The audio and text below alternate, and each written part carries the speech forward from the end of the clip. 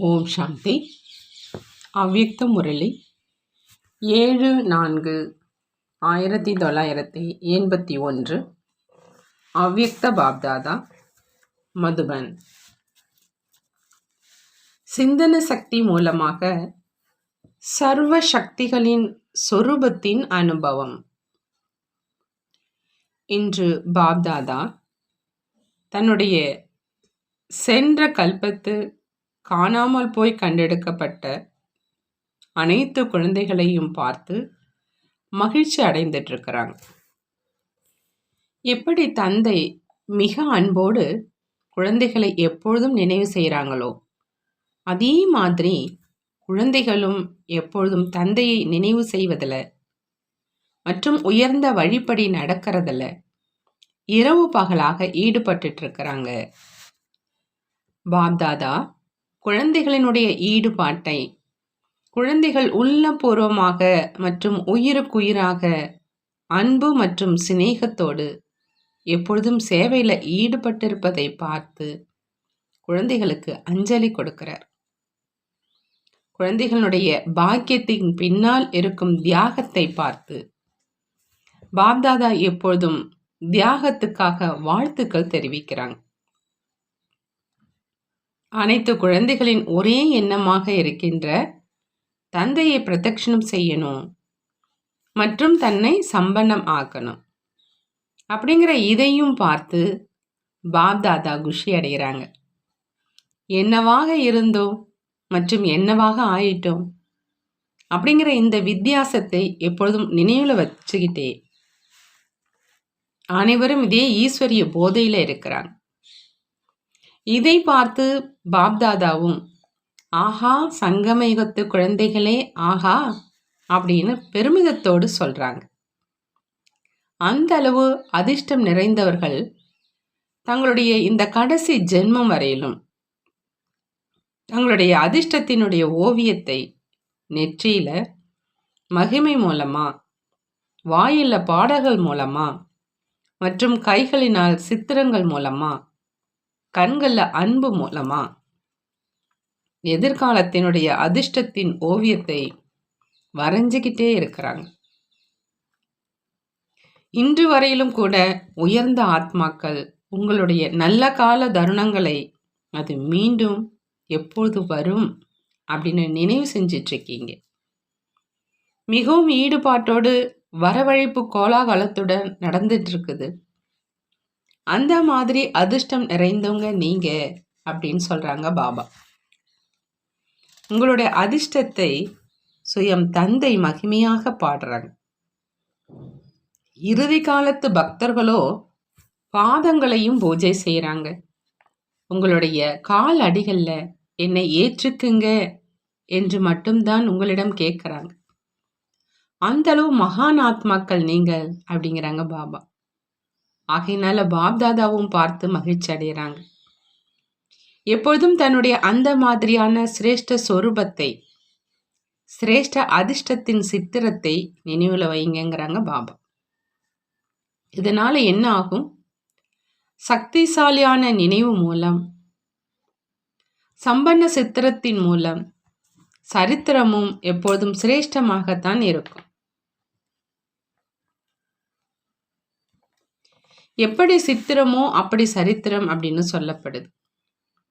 எப்படி நினைவோ அப்படி நிலை. ஆகையினால எப்பொழுதும் சக்திசாலியான நினைவு வச்சிங்க அப்படின்னா நிலையும் இயல்பாகவே சக்திசாலியாக ஆயிடும். எப்பொழுதும் தன்னுடைய அனைத்து குணங்கள், அனைத்து சக்திகள் நிரம்பிய சம்பூர்ண சித்திரத்தை எதிரில் வைங்க.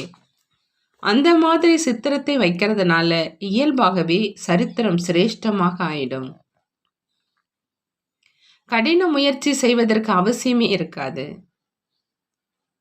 எப்போ சிந்தனை சக்தியின் குறை இருக்குதோ அப்போ கடின முயற்சி செய்ய வேண்டியதாக இருக்குது.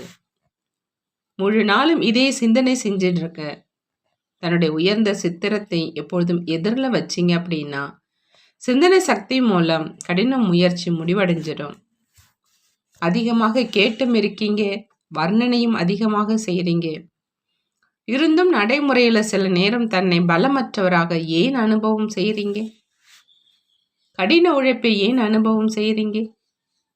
கடினம் அப்படிங்கிற எண்ணம் ஏன் வருது? இதற்கான காரணம் என்ன அப்படின்னு பாபா கேட்குறாங்க. கேட்டதன் பிறகு சிந்திப்பது இல்லை.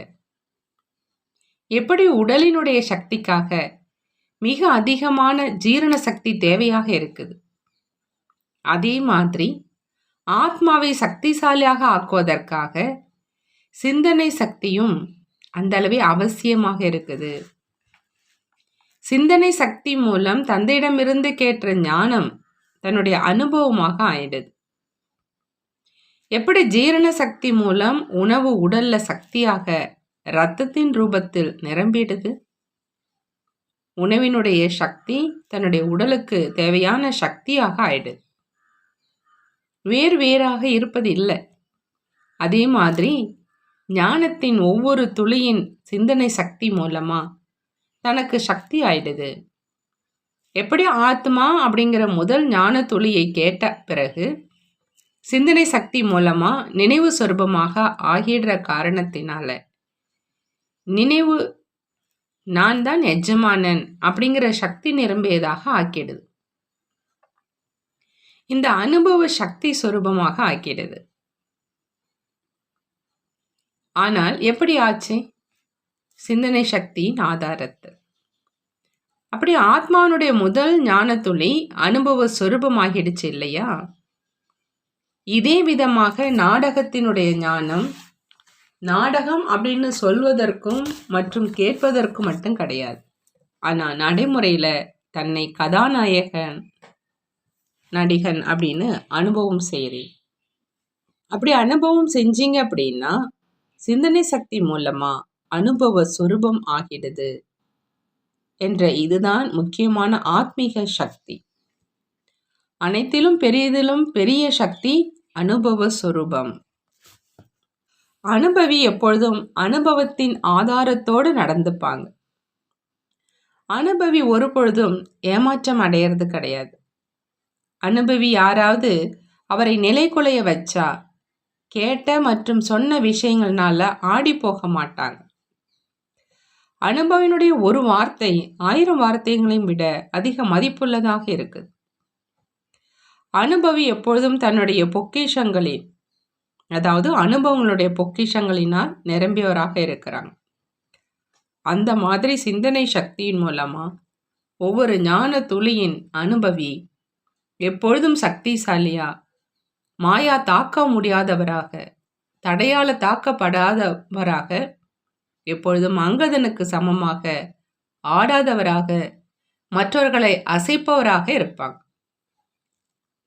ஆகவே இப்போ என்ன செய்யணும்னு புரிந்ததா அப்படின்னு கேட்குறாங்க பாபா.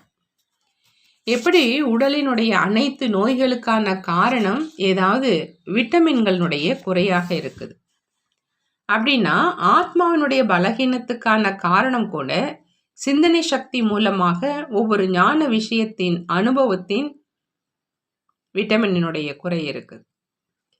எப்படி அதில் கூட பல வகையான விட்டமின்கள் ஏபிசி அப்படி இருக்குது இல்லையா? அதே போல இங்கேயும் ஏதோ ஒரு அனுபவத்தினுடைய குறை இருக்குதுன்னு புரிஞ்சுக்கிங்க. விட்டமின் ஏ ஆத்மாவினுடைய விட்டமின், விட்டமின் பி தந்தையினுடையது, விட்டமின் சி டிராமா, கிரியேஷன் படைப்பு அல்லது சர்க்கிள், அதாவது சக்கரம் அப்படின்னு சொல்லுங்க. அப்படி ஏதாவது ஒன்றை வச்சுக்கிங்க. இதிலும் புத்திசாலிகள் தான் இல்லையா?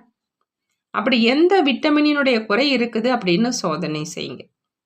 ஆத்மாவினுடைய அனுபவத்தின் குறை, பரமாத்மா சம்பந்தத்தினுடைய குறை, நாடகத்தின் ஆழமான அனுபவத்தின் குறை, தொடர்புல வருவதற்கான விசேஷங்களின் அனுபவத்தின் குறை, அனைத்து சக்திகளின் சொரூபத்தின் அனுபவத்தினுடைய குறை. நிச்சயமா ஏதாவது ஒன்று இருக்கும். மேலும் இந்த குறைகளை சிந்தனை சக்தி மூலம் நிரப்புங்க. கேட்பது மட்டுமே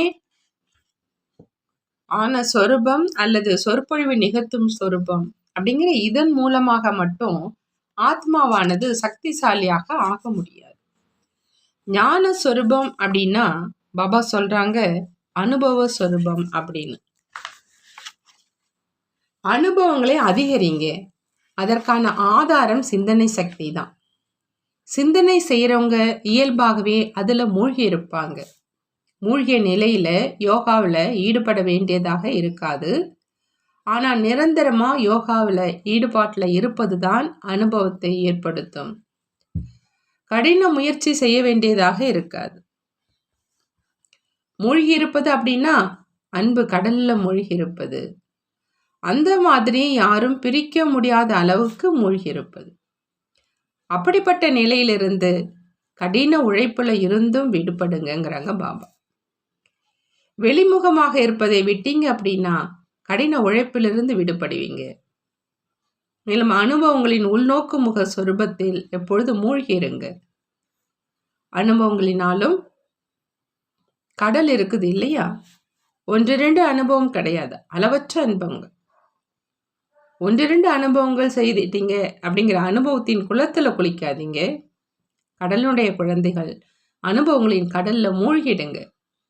நீங்க குலத்தினுடைய குழந்தைகளோ இல்லை தானே? இந்த தர்ம தந்தைகள் மகான் ஆத்மாக்கள் அப்படின்னு சொல்லிக்கிறவங்க அனைவரும் குலங்கள். நீங்களும் குளத்திலிருந்தோ வெளியில் வந்துட்டீங்க இல்லையா? அநேக குளங்களினுடைய தண்ணீரை குடித்தாகிடுச்சு, இப்போ ஒரு கடல்ல மூழ்கிட்டீங்க இல்லையா அப்படிங்கிறாங்க பாபா. அந்த மாதிரி எப்பொழுதும் சக்திசாலியாக இருக்கக்கூடிய ஆத்மாக்களுக்கு, எப்பொழுதும் அனைத்து அனுபவங்களினுடைய கடலில் மூழ்கி இருக்கும் ஆத்மாக்களுக்கு, எப்பொழுதும் தன்னுடைய சம்பூர்ண சித்திரத்தை எதிரில் வைத்து சிரேஷ்ட சரித்திரவானாக ஆகும் ஆத்மாக்களுக்கு, எப்போதும் சிரேஷ்ட பாக்கியவான் ஆத்மாக்களுக்கு, எப்பொழுதும் உள்நோக்கு முகமாக இருக்கும் அனைவரையும் சுகமானவர்களாக ஆக்கும் ஆத்மாக்களுக்கு, அந்த மாதிரி இரட்டை ஹீரோ கதாநாயக ஆத்மாக்களுக்கு பாப்தாதாவின் அன்பு நினைவுகள் மற்றும் நமஸ்காரம் செய்கிறாங்க. நாமும் நம்மளுடைய பாப்தாதாவுக்கு அன்பு நினைவுகள் மற்றும் நமஸ்காரம் செய்வோம். பார்ட்டிகளோடு அவ்யக்த பாப்தாதாவினுடைய சந்திப்பு. பாப்தாதா கேட்குறாங்க, எப்பொழுதும் தன்னை தந்தையினுடைய அருகில் இருக்கும் ரத்தினமாக நினைக்கிறீங்களா அப்படின்னு. அப்படி அருகில் இருக்கக்கூடிய ரத்தினத்தினுடைய அடையாளம் என்னவாக இருக்கும்? அருகாமையில் இருப்பது அப்படின்னா சமமாக ஆகிறது. அருகாமை அப்படின்னா தொடர்புல இருப்பது. தொடர்புல இருக்கிறதுனால என்ன ஆகும்? அதனுடைய வண்ணம், அதாவது பிரபாவம் ஏற்படும். யார் எப்பொழுதும் தந்தையினுடைய அருகில், அதாவது தொடர்புல இருப்பாங்களோ அவங்களுக்கு தந்தையினுடைய பிரபாவம் ஏற்படும். ஆகையினால தந்தைக்கு சமமாக ஆகிடுவாங்க. அருகில அப்படின்னா சமநிலை. அப்படி அனுபவம் செய்கிறீங்களா அப்படின்னு பாபா கேட்குறாங்க.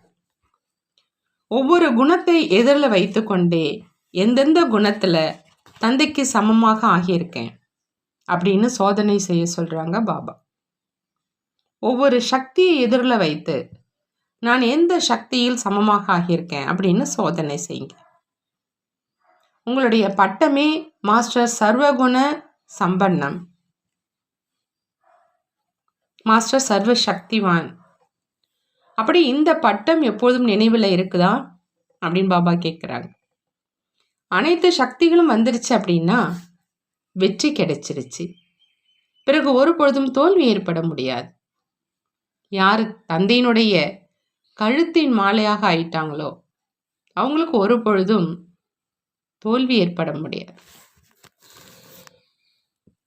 ஆகினால நான் தந்தையினுடைய கழுத்தின் மாலையாக இருக்கிறேன் அப்படிங்கிற இந்த நினைவை எப்பொழுதும் வச்சுக்கிங்க. இதனால மாயா கிட்ட தோல்வி அடைவது முடிவடைஞ்சிடும். தோல்வி அடைபவராக இன்றி தோல்வி அடைய செய்பவராக ஆகிடுவீங்க. அந்த மாதிரி போதை இருக்குதான் பாபா கேட்குறார். அனுமனை மகாவீர் அப்படின்னு சொல்றாங்க இல்லையா? மகாவீர் என்ன செய்தார்? இலங்கையை எரிச்சிட்டார். அவர் எரியல, வாள் மூலமாக இலங்கையை எரிச்சிட்டார். அப்படி நீங்களும் இலங்கையை எரிக்கக்கூடிய மகாவீரர் தானே? தனக்கு அதிகாரம் இருக்குது அப்படின்னு நினைத்து மாயா வரட்டும். ஆனால் நீங்கள் அதனுடைய அதிகாரத்தை அழிச்சி அடிமையாக்கிடுங்க. ஹனுமானனுடைய விசேஷமாக அவங்க எப்பொழுதும் சேவாதாரியாக இருந்தாங்க அப்படின்னு காண்பிக்கிறாங்க. அவர் தன்னை சேவகன் அப்படின்னு நினைச்சார். அப்படி இங்கே யார் எப்பொழுதும் சேவாதாரியாக இருக்கிறாங்களோ அவங்க தான் மாயாவின் அதிகாரத்தை அழிக்க முடியும். யார் சேவாதாரியாக இல்லையோ அவங்களால மாயாவினுடைய ராஜ்யத்தை எரிக்கவே முடியாது. அனுமானினுடைய இதயத்தில் எப்பொழுதும் ராம் அமர்ந்திருந்தார் இல்லையா? ஒரு ராமை தவிர வேறு யாருமே இல்லை அப்படி இருந்தார். அப்படி தந்தையை தவிர வேறு யாருமே இதயத்தில் இருக்கக்கூடாது. தன்னுடைய உடலினுடைய நினைவு கூட இதயத்தில் இருக்க வேண்டாம். உடல் கூட பிறருடையது அப்படின்னு சொன்னோம் இல்லையா? எப்பொழுது உடல் கூட நம்முடையது இல்லை அப்படின்னா இன்னொருவர் இதயத்தில் எப்படி வர முடியும்னு கேட்குறாங்க பாபா. குடும்ப வாழ்க்கையில் இருந்துக்கிட்டே தன்னை குடும்பஸ்தன் அப்படின்னு நினைக்காம ட்ரஸ்டின்னு புரிஞ்சிக்கிங்க. குடும்பஸ்தன் அப்படின்னு நினைக்கிறதுனால முந்தைய கடந்த காலத்து சுமை தலையில் வந்துடுது. ட்ரஸ்டி அப்படின்னா டபுள் லைட், அதாவது சுமையற்றவர். எப்பொழுது ஆத்மீக சொரூபத்தில் இருக்கீங்க அப்படின்னா ட்ரஸ்டி. உடலினுடைய நினைவு இருக்குது அப்படின்னா குடும்பஸ்தன். குடும்பஸ்தன் அப்படின்னா மோகம், மாயாவினுடைய வலையில் மாட்டிக்கொண்டு இருப்பவங்க. ட்ரஸ்டி அப்படின்னா எப்பொழுதும் லேசாக ஆகி குஷியில் பறக்கிறவங்க. ட்ரஸ்டி அப்படின்னா மாயாவினுடைய வலை முடிந்தது. பாபா வரதானம் கொடுக்குறாங்க.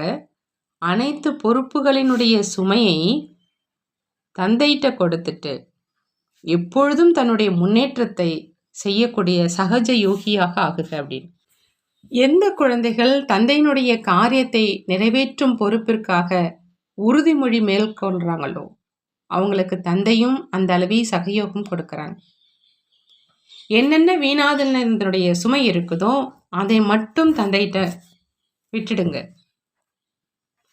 தந்தையினுடைய குழந்தையாகி தந்தையிடம் பொறுப்புகளினுடைய சுமையை கொடுத்து விடுறதுனால வெற்றியும் அதிகம், முன்னேற்றமும் சுலபமாக ஏற்படும். ஏன் மற்றும் என்ன அப்படிங்கிற கேள்வியிலிருந்து விடுபட்டுருங்க. முக்கியமாக முற்றுப்புள்ளியிடும் நிலையில் இருந்தீங்க அப்படின்னா சகஜ யோகி ஆகி அதீந்திரிய சுகத்தின் அனுபவம் செய்து கொண்டே இருப்பீங்க. ஸ்லோகன்: மனம் மற்றும் புத்தியில் நேர்மை இருக்கிறது என்றால் தந்தை மற்றும் பரிவாரத்தின் நம்பிக்கைக்கு பாத்திரமானவராக ஆகிடுவாங்க. தந்தை மற்றும் பரிவாரத்தினுடைய நம்பிக்கைக்கு பாத்திரமானவங்களாக ஆகணும் அப்படின்னா மனம் மற்றும் புத்தியில் நேர்மை இருக்கணும். நல்லது. ஓம் சாந்தி. நன்றி பாபா, நன்றி.